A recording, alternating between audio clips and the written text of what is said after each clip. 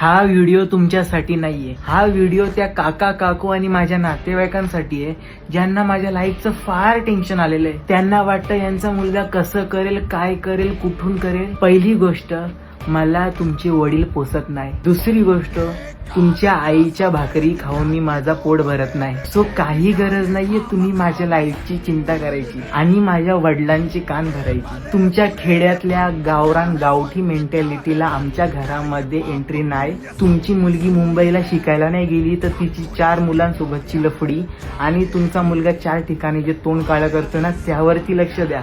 मला ना कोणतं व्यसन आहे, ना मी कोणाच्या नादी लागलेलो आहे.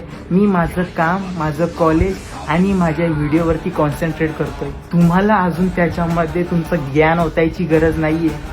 तुम्ही मला पोसत नाही. तुमच्या घरामध्ये तुम्ही लक्ष द्या. माझ्या घरामध्ये आग लावायचं, तेल ओतायचं काम करू नका. मी कशा प्रकारची व्हिडिओ बनवतो, माझे घरचे काय विचार करतील, मी कोणत्या पद्धतीची भाषा माझ्या व्हिडिओमध्ये वापरतो, हा सर्वस्वी माझा प्रश्न आहे. आणि जर अशाच प्रकारचे धंदे तुम्हाला करायचे असतील तर तुमच्या कॉलेजच्या टायमाचे धंदे काढायला पण मला जास्त वेळ लागणार नाही. तुम्ही आमच्या वयाचा असताना किती नाव गाजवले ना गावामध्ये, हेही आम्हाला कुठे ना कुठे माहिती आहे. तर त्यामुळे आमच्या आयुष्यात तो प्लीज ढवळाढवळ करू नका. माझ्यापासून, माझ्या व्हिडिओज आणि घरच्यांपासून प्लीज लांब राहा काका काकू आणि माझे नातेवाईक.